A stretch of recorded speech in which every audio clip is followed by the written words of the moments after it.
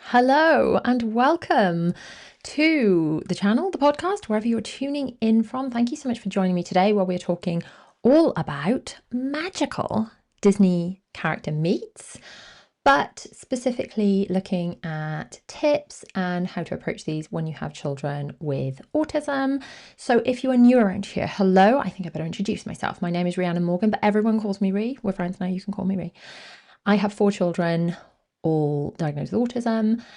We're a very neurosparkly family. I was diagnosed with ADHD at 40, so that explained a lot.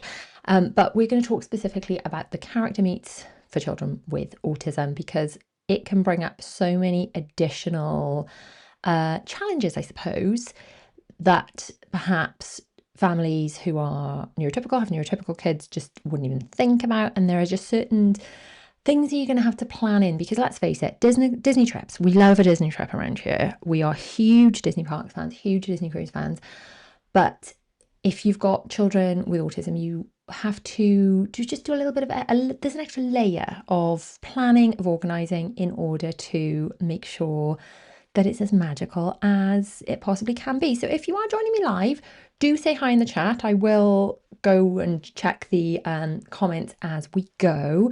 But if you're joining in replay or listening on the podcast, because yes, I mean, if you're listening on the podcast, you already know, but we do now have the Magical Adventures podcast. So I will put that up on screen. Just apologies if you're already listening and you already know about that. But yes, the podcast, you can now find that wherever you listen to podcasts. Just search Magical Adventure Chats with Rhi wherever you listen to podcasts, and you can tune in and listen to the chats too. So planning a Disney trip, super duper magical, but the character meets, like I say, can potentially cause a little bit of friction for a few reasons between the cues and then the actual interactions. Perhaps your children struggle in general social situations, perhaps they are a little more cautious with characters, perhaps they have sensory issues where they're not liking hugs and things, but all of this can still be made magical and there are workarounds. So just a little bit, if you are new, about our family and our kind of Disney journey. The first time we managed to, I've wanted to take them since they were tiny, but the first time we actually managed to take the children on a Disney trip was the Disney Magic at Sea cruise. Shout out if you remember back then, if you were around back then when we did the Disney Magic at Sea cruise, and it was all appear and wave, which meant, I mean, anyone over 11 had to wear a mask. It was a funny old time, you know, who remembers that time? I guess we try and block it out, don't we? But there were no hugs, no autographs. Everyone getting on the ship had to be tested. All the cast members had to, I think, did they have to isolate in their rooms for 2 weeks? It was a wild time. So the appear and wave meant that we had to stand on one spot, the character had to stand on another spot, anyone over 11 is wearing a mask, and you could literally sort of talk to them. It was very quiet sailing because there weren't as many people because social distancing. And actually, I want to see this as a little bit of a blessing in disguise because I think it was a really gentle introduction into Disney for my children who don't do especially well in busier crowds and things. And I'm just choosing to see it as a blessing in disguise. As funny a time as it was, and as much as we don't really want to repeat that time ever, it was sort of a blessing because we didn't have that pressure to do quote unquote normal character interactions with hugs and autographs and things.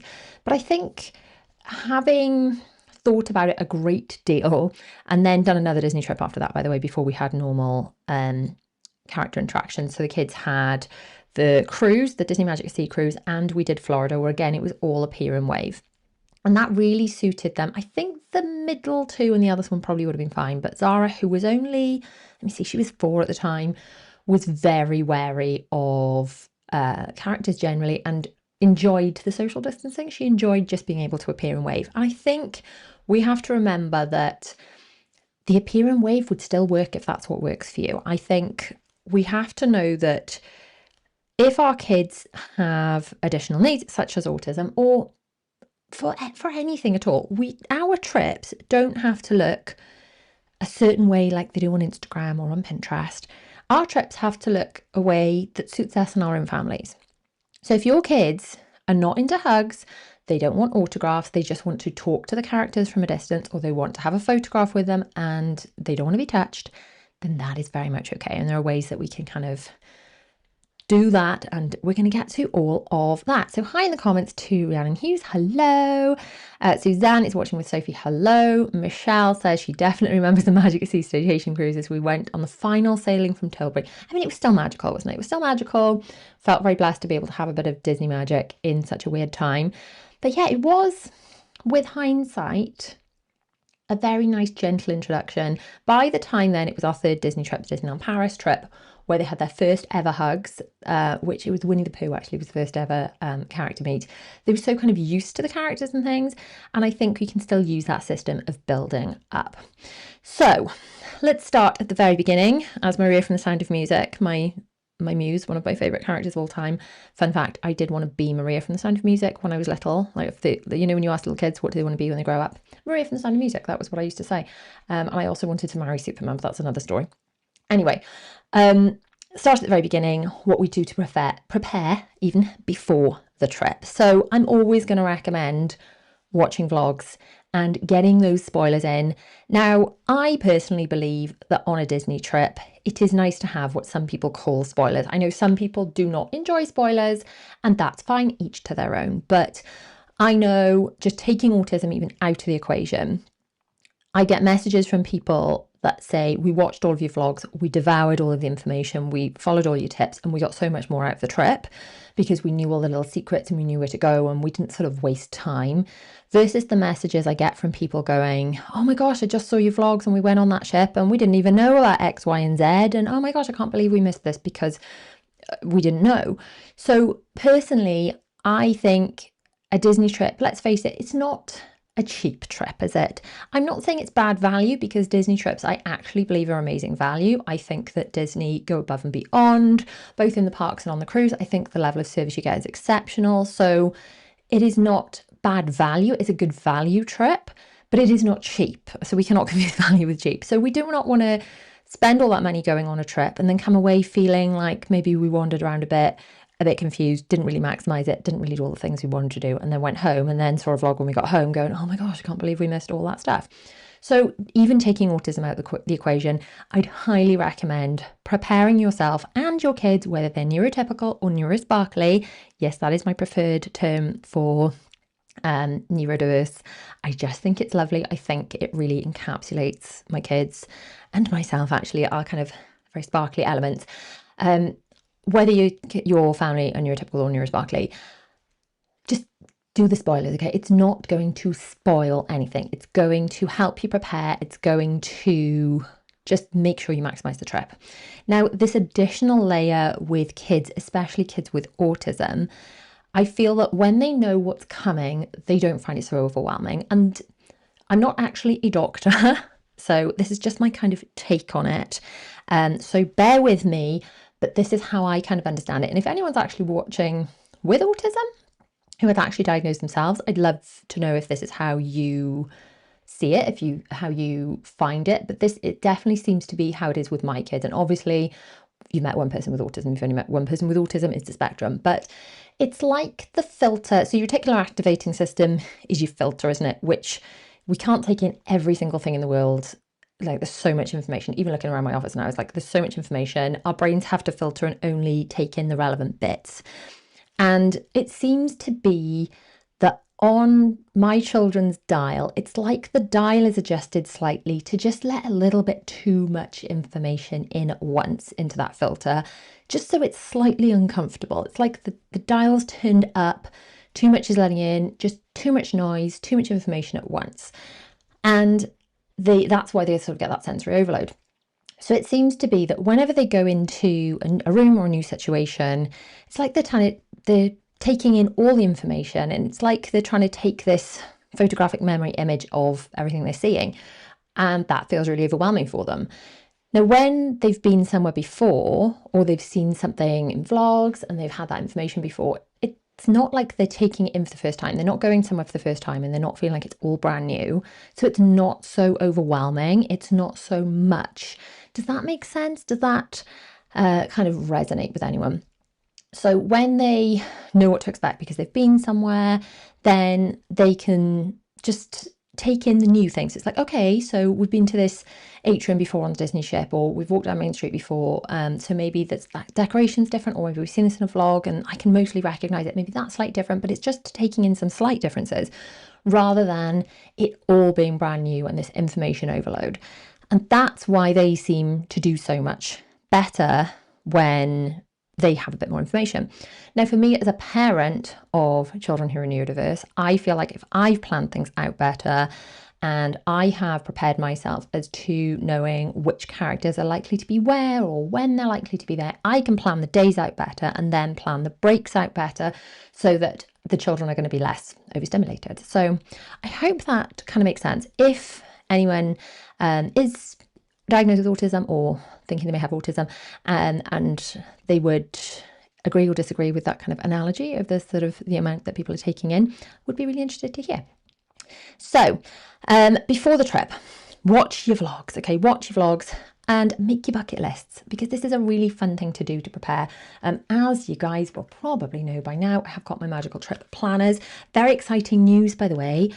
There's new colorways coming of this, okay? So magical trip planners have traditionally been, these are the pink ones for the parks, and then we've got and this is actually the kids version for the cruise, and then there's been a purpley kids one for the parks. Now, the kids color variations are coming. They're going to be next. But I've actually got, because I've had requests from people who are not quite as pink as I am, and I'm very, very pink, I lean into all that. But specifically dads are like, Ray, we love the planner, but can we have one that isn't so flipping pink?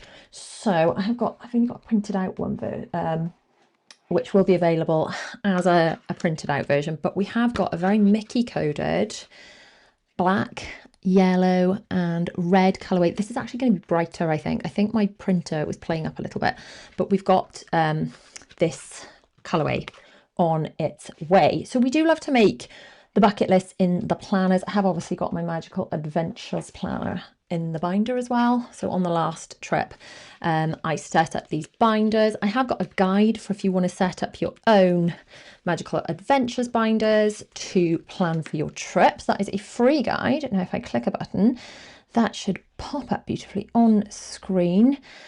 There we go. There we go. I think if you go to, if you're listening on the podcast, I'll put the details below, but it's mummyoffour.com/travel binder, I believe. And then that's your free guide for how to set up your own Magical Adventures binder, including the binders that I use, the exact I want to say stapler hole punch things that I use, and the guide for how to actually print an A5 and everything, because this is such a great system because you can use your own pages. You can do, if you're like one of these really artsy people that can do like bullet journaling and things, you can create your own pages. But I have got the printable versions of the planners that you can download and pop into your binders. You can purchase those in the store if you don't want to purchase the book versions, and also it's an instant download, so you can get planning straight away. You don't have to wait for yours to be delivered. And if you're inside of my Magical Adventures Club, then there's the whole Magical Adventures binder starter pack with all the planning pages you need to plan all of your trips, which look like these. So these are, they're not specific to like cruises or parks or whatever, but they have got, like outfit planning pages and all of your packing and all that kind of stuff. All that good stuff is in there for you. So if you're in the Magical Adventures Club, don't forget to download those. So basically, we love making the bucket lists in the kids planners. Let's have a look at the kids planners. There are just lots of different activities and things for the kids to do. But there's also, see if I can find it in the adult ones. We love to make bucket lists of characters the kids want to meet, and that we want to meet, that we all want to meet. And there's a space in there that you can write out the character you want to meet, the location they're likely to be seen. This is where it's valuable to look at things like the apps and vlogs beforehand. You can look at roughly how the average queue time and whether there's any availability for disability access or priority access for meeting those characters, which we'll talk about, which is different between the parks and the cruise in a second. So have a look at the characters you're thinking you'd like to meet. And again, This is about managing expectations with all kids, especially kids with autism, explaining that some characters might be out. Like if anyone remembers when Zara was really desperate to meet Marie in Florida and it didn't happen, fingers crossed on an upcoming trip soon, Marie will be there. It's just one of those really difficult characters to get, but she was really upset. But it's just about trying to manage those expectations, which isn't always easy, but these are the characters we love to meet, and hopefully we get to meet as many as possible, but managing those expectations. Oh, there we go. Rhiannon Hughes is saying she remembers the Disney Magic Cruise. Oh, it was beautiful, wasn't it? It was beautiful. That was like the first vlog series I did on my channel, and it's, yeah, so magical. It was also a very special place in my heart.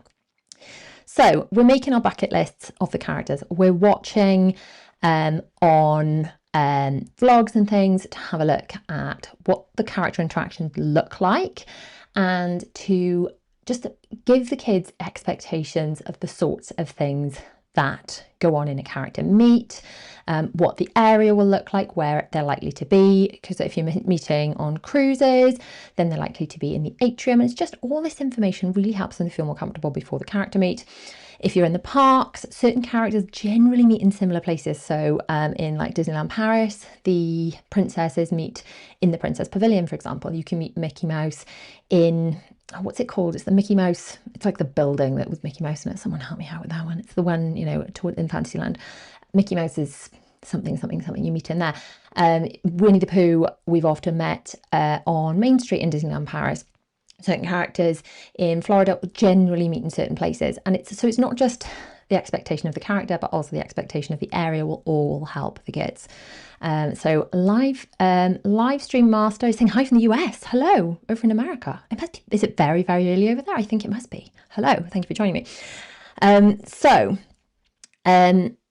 Choose the kids, the characters your kids really, really enjoy, pop them all on your bucket list, and then as you're planning your days in the mornings, because we tend to like make bucket lists before we go, and then before we leave the park or before we leave the room on the cruise, try and make a bucket list then for that actual day and roughly sketch out, right, if we're in the park, we're going to head to this land and we're going to try and hit this character at this time. They're likely to be out at, you know, whatever times, because we've learned that from vlogs, or we looked for availability in the apps.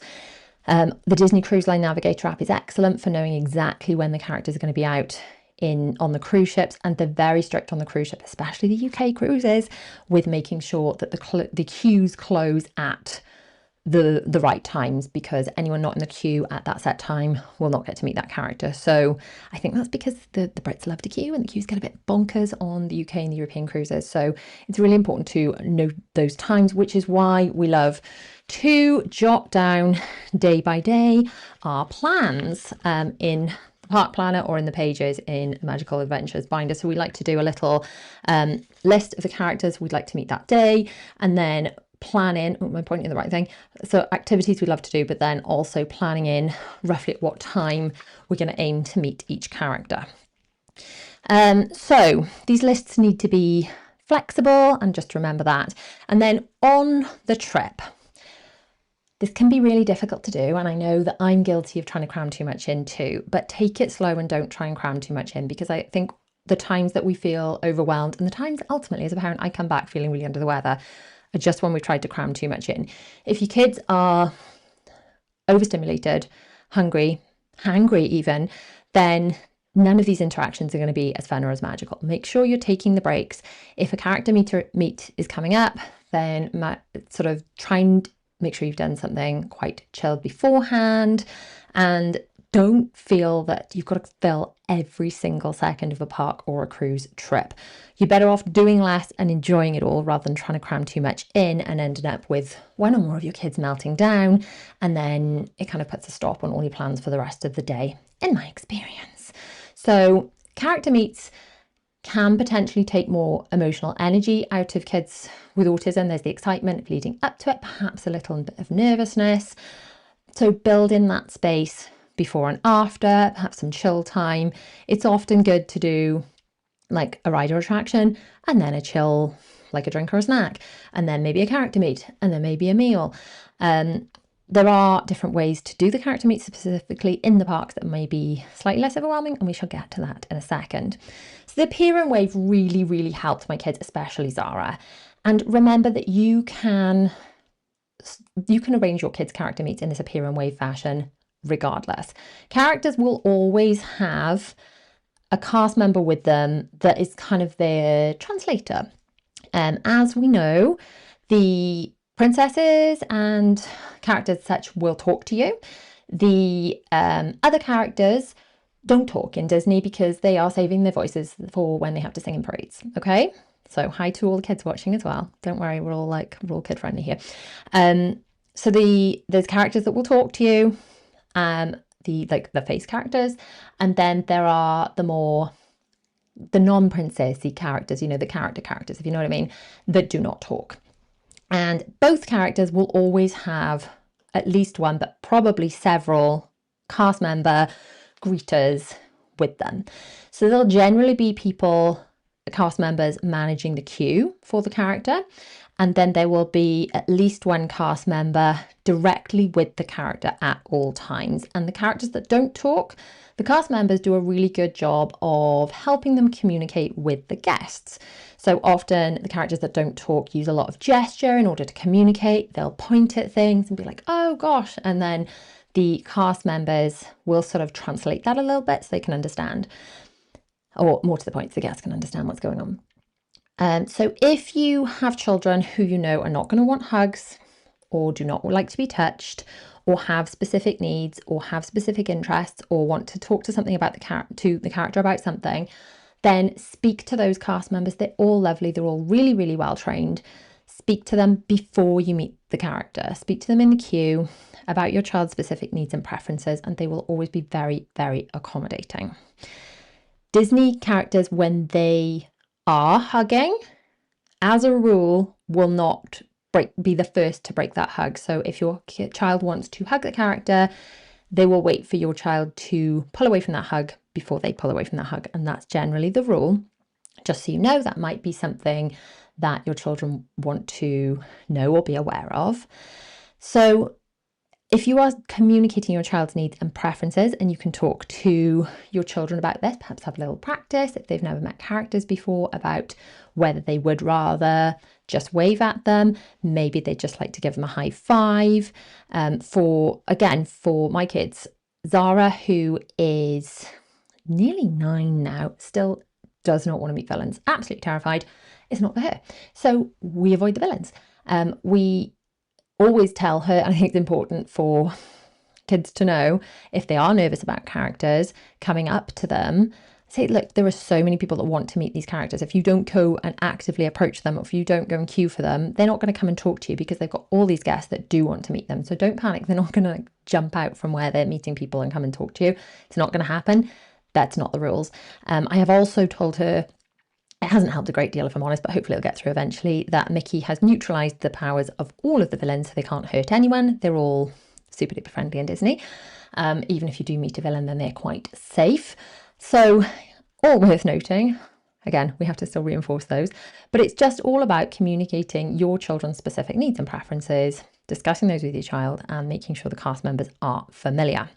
You can have little cards that you could put together with requirements. If you just want to very subtly not even have to discuss it in front of your child, you could jot something down on a little card and just hand that to a cast member saying, could we please just have high fives or no touching at all? My child's got autism, they don't like any touching, that kind of thing.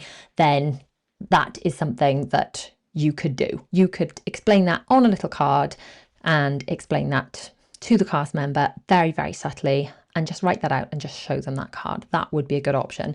It's something perhaps you could jot just in one of the back pages of your planner and just kind of be like, so you don't point at it, so you don't have to talk about it in front of your child if that would perhaps make them uncomfortable. You could ask for a little more space between you, slower movements, slow down speech, or a shorter interaction. So some other things that are well worth doing for character meets. Something that works so well for my kids. I wish I actually got one of the kids' ones that they'd actually done. But in the back of the kids' versions of the planners, there is a space to put a character meet. There is a space to draw a picture and then the character sign underneath. And this is such a lovely interaction because it's something to do for the kids to do when they're traveling. They can draw these pictures and they can actually have a really nice activity to do while you're flying, while you're queuing, while you're waiting, while you're traveling, even while you're preparing for the trip. You can trace them out, so you can actually put a picture underneath and trace the characters. So if you really want a nice picture, you could get some printed out and stick them in, just get the kids to colour them in, or you can get them to draw them. Or afterwards, you could just get the photographs printed out and then you could stick them into the kids' planners if you didn't want to actually get the kids to draw them. So that is all an option. But it's such a lovely character interaction when they're like, oh, look, Minnie, she's drawn you. And then Minnie's like, oh my gosh. And it's just such a beautiful interaction with the characters when they have something to show them. So it could be anything. So it could be a bag where it's got like, you've got pins on it and maybe one of them's a Minnie Mouse pin. It could be that they're dressed as a certain character. They've got a t-shirt with a certain character. Anything that you can think of for easing the character interaction. You could perhaps think of some questions with your children to ask the characters, and they will generally talk about anything within their world. So if you're going to see Winnie the Pooh, you'd be like, how's Tigger? And maybe Pooh Bell's not bouncing. Or, you know, you go to see Tigger, it's like, oh, how is Piglet okay? Is he very frightened? You could ask princesses about anything in their world, or perhaps any of the other princesses. You do remember to, I mean, you don't have to, there are no set rules, but generally you're going to get much better character interaction if you and your kids think of questions to ask about the character's specific world, because they are only going to be able to answer from that context. So you might want to ask Belle about which book she's reading, or get your children to tell Belle about the books they're reading. Maybe you could ask them about the villains in their world and, you know, how they're dealing with that. Anything at all, but writing out some fun questions to ask or taking something to show the characters can really help make that character interaction a little bit less awkward, if that's something that you and your children may be concerned about. So you can go to the chat super quickly. Sophie says hi. That's Sophie OY2ZJ. Hello. Michelle. Oh, Michelle's added a super chat. That's very kind of you. Thank you so much, Michelle. Thank you so much for tuning in. I really, really appreciate it. Okay, back to some things we can do. So while kids are waiting, we're going to go in a second and very briefly touch on the disability access and the difference between the different parks and on the ship. But while your kids are waiting, even if there is a shorter waiting period, then make sure you've got something for them to do. So maybe this is a good time for drinks and snacks. This is a good time to fill in their planners, make bucket lists. There's sections in the kids' planners to write out magical moments from the day. So maybe they can always have a pen with them and write out some magical moments. Maybe they can do some of the activities at the beginning of the planners, or maybe they can actually just draw the character they're about to see, or maybe some other characters you're planning to see later in the trip. So all really good ideas to do. You can go through the app, so the Disneyland Paris app if you're in Disneyland Paris, the cruise app if you're in on the Disney cruise, and see which other activities are coming up. So it's a good time to stop and plan the rest of your day. So we've got things to do in the queue. We've got a plan for which characters we want to meet.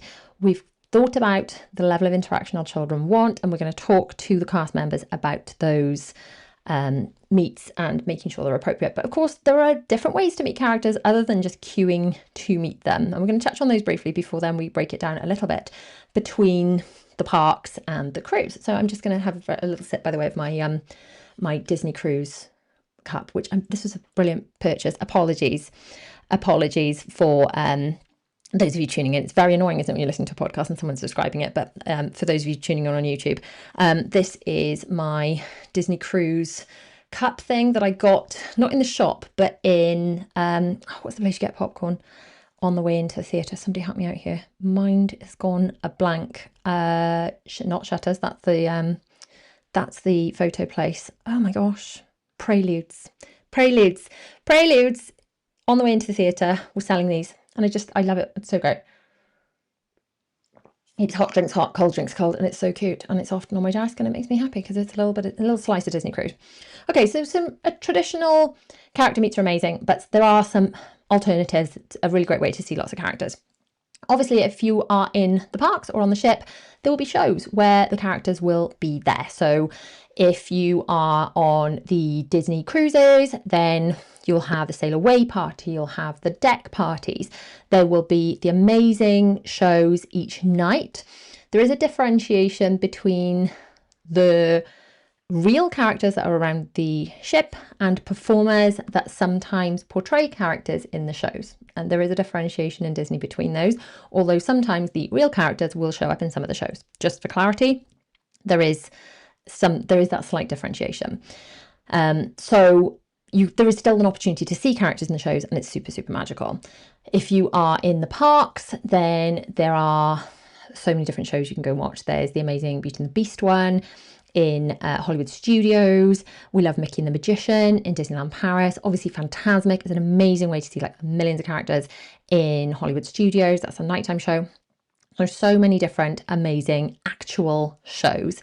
Now, similar to a show, but not exactly the same, would be a parade. Again, a really great way to see lots and lots of characters without having to get too up close and personal, if that's something your kids are really not up for. If your kids do struggle with queuing and crowds, then there are certain areas you can access from a disability point of view, both on the Disney Cruise Line. There's a specific accessibility area, and speak to cast members to access that if that's something you require. And in Disneyland Paris, we find there's an area specifically to watch the parade. We've not actually managed to access the disability areas in Walt Disney World as yet. Perhaps on our next trip, that's something we can explore. But we definitely use the quieter area for watching the parade in Disneyland Paris.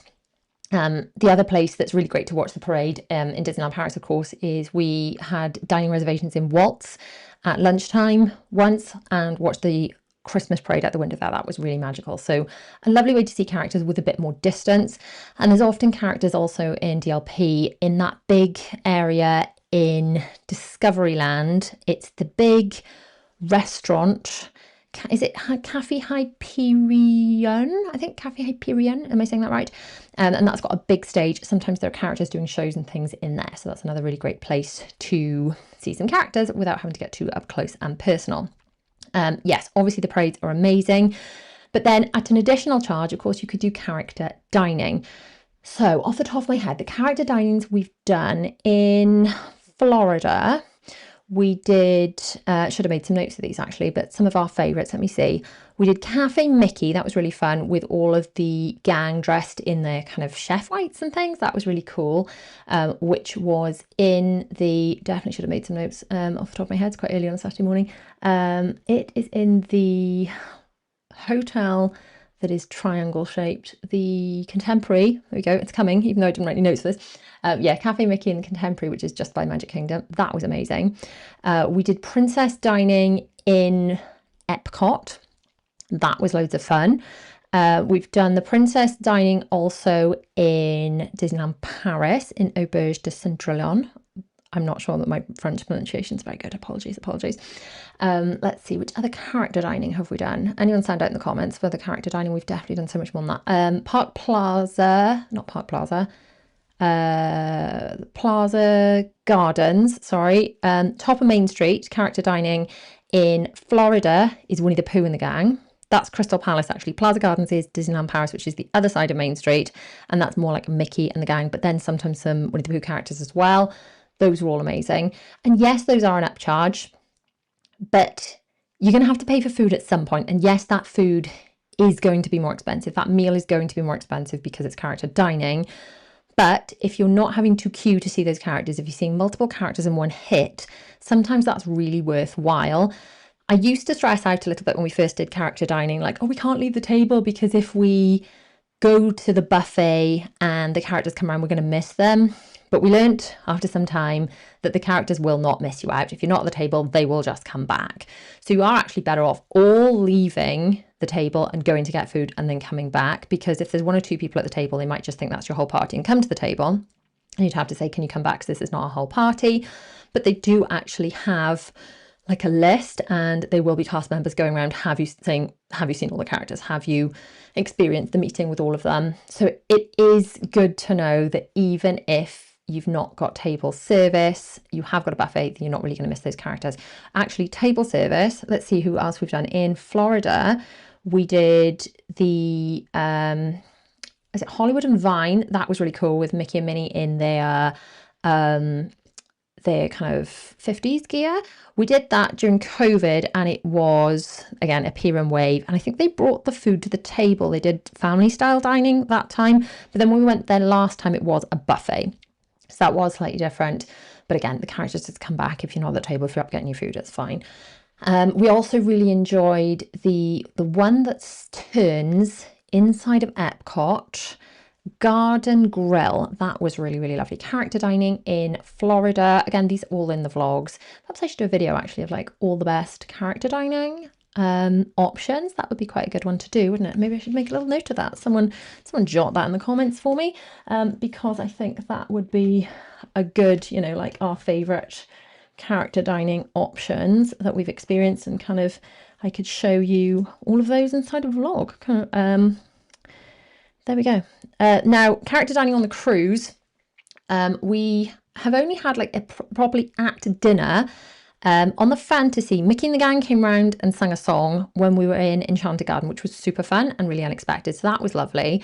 But we also did on the ship the Royal Court Royal Tea with the girls. So this wasn't a meal as such. It was that sort of in between, it's like afternoon tea, and they had beautiful tea in inverted commas. The girls had apple juice in like mugs and things. They had loads of gifts, and they had all the princesses, and they didn't just meet the princesses. It was amazing because the princesses kind of did a little show. So there were two characters that came out that were a chef and a character. What was her name?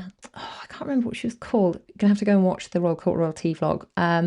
She was like a Mrs. Potts kind of character, but she was, you know, she was a human. And these two came round and like told all these stories and sang amazing songs, and then would sort of do some clues about which character they thought it was going to be, and everyone had to guess the character. And then the princesses would come out, and the princesses all like sang songs, and they were sort of walking around doing beautiful ballet arms, and it was just beautiful.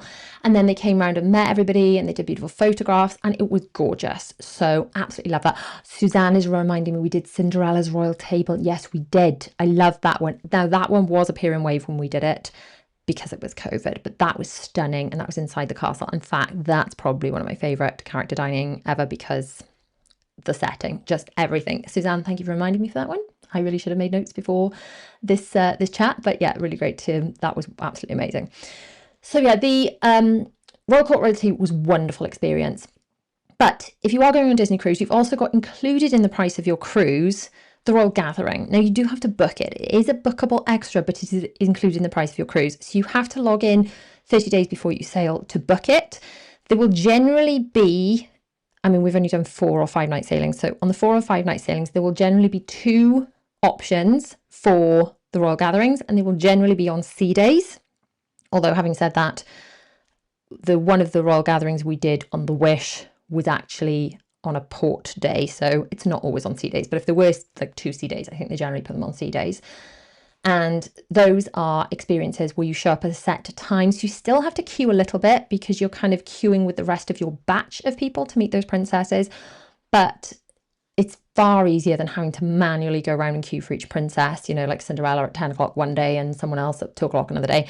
You show up at once. There is a short queue, and it's a much shorter queue because it's a pre-booked event. And then you literally go from princess to princess. And then again, you can check out the vlogs to see the experience, but they take any autograph books off you.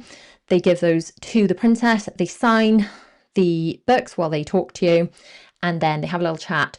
They do a lovely photo. There's a photographer there. So if you've got the Magic Photo Pass, which I'd highly recommend getting if you're, say, cruising with Disney, it's around $220-ish if you book it before you go on the ship. Well worth it, especially if, like me, you're always the one that takes the pictures and you're never in them otherwise. And mums, I don't know who needs to hear this, you need to get in the picture. There's so many times I did not used to get in the picture, and then as the children got older, I realized that I want them to know that I was there in their childhood too, and I've made an effort to get out of my comfort zone and get in the picture, and now I'm quite comfortable doing that. But get in those pictures, get in there with your kids. So have the pictures of your kids with the characters, and then jump in with one. So if you are going to Disneyland Paris, you're going to Walt Disney World, if you've booked one of those packages, you get a photo pass. And if you haven't, please do please do me that favor and get that photo pass and get in those pictures with your kids. So have the pictures of just your kids and the characters by all means, but then get in those pictures at the end, whether you're on the ship or on the parks, and have those wonderful pictures, because the photographs that they take, the Disney photographers, they're just beautiful. The lighting is just so they know exactly what they're doing, and those photographs are gorgeous. So get in those pictures with your kids.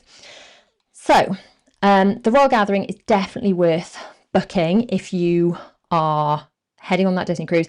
Make sure you book that for 30 days out. Now, I have got a guide if you are heading on a Disney cruise. If you go to mummyof4.com/plan cruise, I've got a little guide for, again, setting up your cruise binder, but it's also like a little cheat sheet about dates and things that you need to remember when planning your cruise. So if you are planning a Disney cruise, I have got actual cruise planners, that's the kids version, but then I have got both printable and book form to be sent to your door, actual cruise plans that will take you through it all. But in that free plan cruise checklist, it'll give you the overarching outline of all the things you need to do to make sure that you're planning your magical cruise. And there are little QR codes inside of there that you can scan that will take you to relevant videos that you really need to watch in order to maximize your cruise. Okay, let's go and talk about disability specific support in the parks. So we're going to talk about Disneyland Paris, Walt Disney World and Disney Cruise Line at sort of a higher level, because obviously we need like a full deep dive chat on each one, but just at a higher level, we're going to briefly talk about the access specifically related to meeting characters in each of these. Just having a little drink because it is the time of year that my throat is incredibly sore. My voice sounds a bit weird. That's why I really probably should have had my tonsils out a long time. Sorry if it's too time ago. Sorry if it's TMI. My tonsils are just massive. I don't know if anyone's ever had their tonsils out as an adult, but would you recommend it? I think mine need to go. Anyway, okay, so let's get that off the screen. So in Disneyland Paris, you can apply for either a priority card or an easy access card, depending on availability. Depending on eligibility. Words, not wording. That's going well, isn't it? So my kids who have autism are eligible for the priority card when we've been to Disneyland Paris. The easy access card, from what I can gather, and again, this is like, I've got a full deep dive video on this, and I'm actually going to do an updated version of each of these coming pretty soon. But just in brief, the priority access covers things like autism with people who struggle to queue. The easy access card, from what I can gather, and there's like a full list of each of the eligibility requirements for each, but the easy access card is more like if you've got a chronic long-term illness that makes you struggle with standing or queuing or whatever. So the priority card is for children with autism, so we're talking specifically about autism here. Now in Paris, there's two types of character meets, and there's character meets that work like the rides, and there's character meets that work like character meets. Okay, so the character meets that work like the rides in Paris, off the top of my head, are when you meet Mickey, because he's got his own building and you physically go there, and for that you just go to the disability entrance and there you queue. So it's not about like return times and things like that. You just go and queue at that specific entrance. The same with the princesses who are also in Fantasyland, and you go to the disability exit. Now, for the princesses, when we've queued for them previously, there has still been a reasonable, like nowhere near as long as the main queue, but there has still been a reasonably long, as in my children struggle with it a little bit, wait for that. So next time we do that, I'll definitely be saving snacks, filling in planners, all that kind of stuff for doing during that queue, because I knew that that was a longer queue than other rides or character meets. So that's worth keeping in mind, because you just kind of need to plan out, don't you? Like, right, if we're going to stop and have a snack, maybe we'll wait in that queue while we do it, you know? And in fact, I think last time we queued for the princesses, it was reasonably undercover. I think it was rainy, but I think the kids and I just sat on the floor anyway, because, you know, it's Disney, the floors are cleaner than most places. So we just sat on the floor and they sat and had a snack and filled in the planners and things, and that was absolutely fine. So those are the two in Disneyland Paris that are treated the same way as rides or attractions, in that you just go to the disability access queue and there you queue once you've got a priority card. The other character meets are treated like character meets in that you have to show up before the opening time of the character. So you'll see on the app when the characters are going to be available. You go to the rope, there'll be like a disability rope, speak to a cast member, and you ask for a return time. Now you need to go there early enough in plenty of time in order to get the return time and then come back. The way this can be a little bit tricky is you sometimes have to queue in plenty of time in order to get a return time, because the return times, once they're gone for those characters. So certain characters like Stitch are really hard to get. But other characters, if you're meeting like Winnie the Pooh or Jafar or Baloo the bear or whoever, you've got to go before the time that the character opens, speak to a cast member and get that time. So sometimes if you've got 2 adults with you, you could send those adults with you just to queue to get the time. And then as long as the person, so in this case we're talking about children with autism, as long as the person with the priority cards, just rewind this slightly, you would send the adult with the actual priority card saying, this is the priority card and I'll be bringing back my child who has this card for the return time. Say they then give you a return time of 11 o'clock. As long as the person then with the card, so you bring in your child back at 11 o'clock to meet the actual character, then that should work out. But the time that would be a bit trickier for queuing would be to queue to get the comeback time. I hope that makes sense. I'm not sure if I'm making much sense, but let me know if that's making sense. So that's how it works in Disneyland Paris. You get the comeback times for the characters, for most of the characters, other than those 2, Mickey and the Princesses, and those are treated like attractions. You just go to the attraction queue. In Walt Disney World, they've got DAS, the Disability Access. I never know if it's system or service. I guess it's service, but yeah, DAS or DAS, whatever you want to call it. So DAS works more on the app, where you choose which character or attraction you want to go to, and then you get a return time. And the way it works is it's based on the wait times for a said ride or attraction. So if the queue time is 30 minutes, then you'll be able to book a time to go on that in 30 minutes. And the idea is that rather than waiting in the physical queue, which people with autism often really struggle to do, then you can actually wait around the park. So you could go and get a snack, go into the toilet for the 11 minutes of time, like my kids love to do. And that's really so much easier. And I know that we wouldn't manage without that. Now, since we last traveled to Walt Disney World, I know there have been a lot of complaints because the Disability Access Service has had I don't want to say a glow up, but is that a makeover? And was it a glow down? I think some people might say it was. But I know there are so many people who now are not eligible for DAS that used to be eligible for DAS, and now they've put other things in place. The thing that is a little nerve-wracking is that you book DAS 30 days before your trip, which is long after you've paid the balance. And obviously, I know it's the case for my family, and I know for so many other families with autism, that without that DAS, the trip wouldn't be manageable, it wouldn't be doable.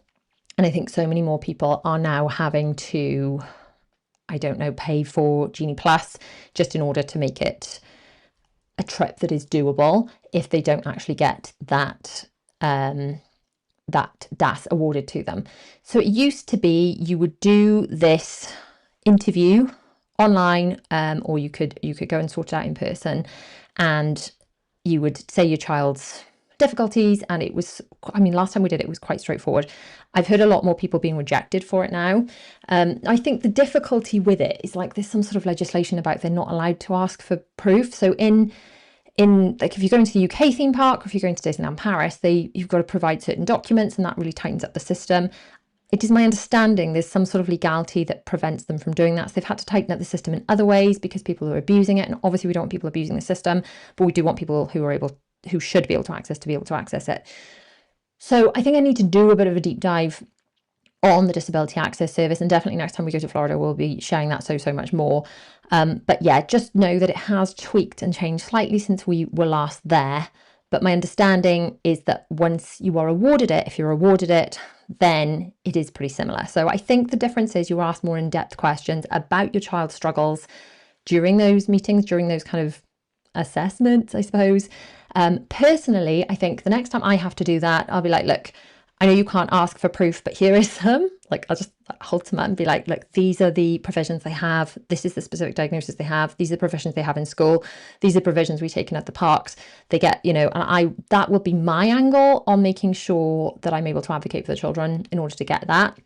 And just say, look, I know you're not allowed to ask me for proof, but I'm quite happy to provide it. And that's the angle I'm going to take. I don't know what other people have done, but that's how I plan to address that. But when you get there, it is very much using the app or on the app, booking the slots. And then when the time lapses, you can go and ride that attraction or meet that character. So it's really good to use once you are there. And I would say that it's so much easier to do on the app than to have to physically go and like queue to get the character appointment and things. It is nice and easy to do on the app. But then each one has its pros and cons. I mean, you've got to be that bit more organized when you're doing it on the app and thinking strategically what you want to book next, and strategically, right, I know there's a big long queue that we want to do as an attraction or a character that's going to have a long queue. So we need to make sure we're eating during that queue time and how we're going to utilize the time and things. So it's just a little bit more planning that goes into it rather than just nipping into the queues in Disneyland Paris, for example, and just joining the accessibility queues for the attractions or for Mickey and the princesses, for example. Okay, so I think meeting characters and having character interactions with autism or additional needs is definitely doable. It can definitely be magical. I think the biggest thing is we just have to reframe what success looks like for our own families. And if success for our own families is that they've been able to wave at them from the parade and they're happy with seeing them, or they've seen them in the show and that's what they're happy with, and that's enough. I mean, for Zara, for example, when she was small, she did not want any characters coming close to her at all. And that appear and wave really worked. She is still very, very nervous of villains. We still stay well clear of those. And if your child's like that, then maybe just seeing them from the parade is absolutely like, that is close enough. Don't come any closer. And we shouldn't feel like that's bad or that we failed. It's just whatever's working for our children. And I don't know who needs to hear that, but it doesn't have to be Instagram worthy. It doesn't have to be Pinterest perfect. If our kids are happy with just waving, if they want to meet them, but they don't want to talk, they just want to hug them. If they don't want to touch them, they just want to talk. They just want to high five them. If they just want to show them their picture and they want to leave, or if they want to hug them until they just really don't want to let go, whatever works for your child. If those magical memories just work for your family, that's what matters. Get in the pictures, take the videos, make sure you then show them those before you go on future trips. Even if your kids are really, really small, take those photos, take those videos, because that way, even if they don't remember, I mean, you'll have those beautiful memories, but before you take them next time, you can show them, look, this is last time you met these characters and wasn't it lovely? And then they'll know what to expect for the next time.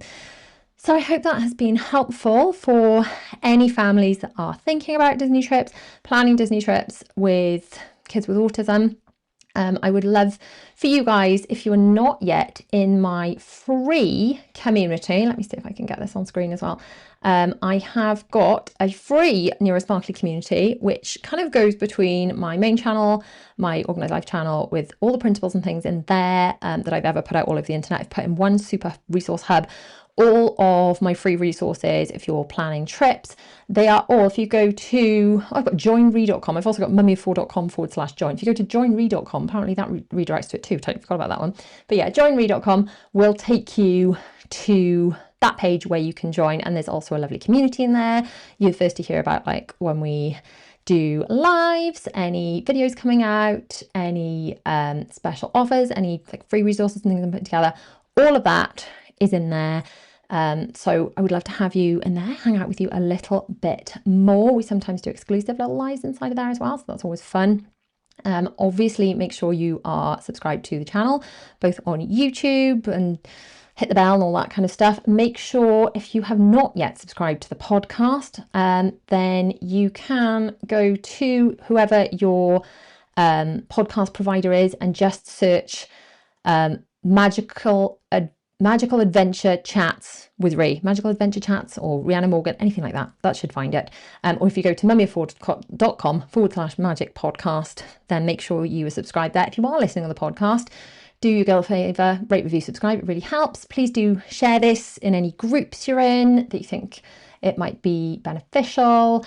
If you are thinking your children may be if you're like thinking, oh, I'm watching this, do my children have autism? Do they know? I don't know. I have got a free guide as well. If you go to mummy4.com/100ASD, then that's the guide I wish someone had sent me. And that's 100 signs of autism that people don't necessarily know about, and the things that you can kind of be on the lookout for, so that when you are asked by professionals during the process, like, oh, does your child do this? Does your child do that? You're not like me, totally blindsided at the time going, well, I wasn't even looking out for that, I don't know. You can be prepared and you can feel a bit more in control. So if that is a process you are currently going through, then hopefully that is helpful. I've got also so many videos about autism generally over on my main channel, which is just the Organised Life podcast with Rhiannon Morgan on the podcast, and my Organised Life channel with Rhiannon Morgan, which is just, I think Mummy of Four is the other thing you can type into YouTube to find it. But over there, we talk all about just getting our lives organised a bit more at home, but also plenty of videos if you are going through the autism assessment and diagnosis process with your own kids, or if you have already got diagnosed kids or yet to be diagnosed kids and you're looking for strategies and routines to be put in place at home, then that is all over there for you. So I am off to go and pick up my daughters from the dance class now. Thanks so much for joining me, for tuning in, and I'll see you guys next time. Bye.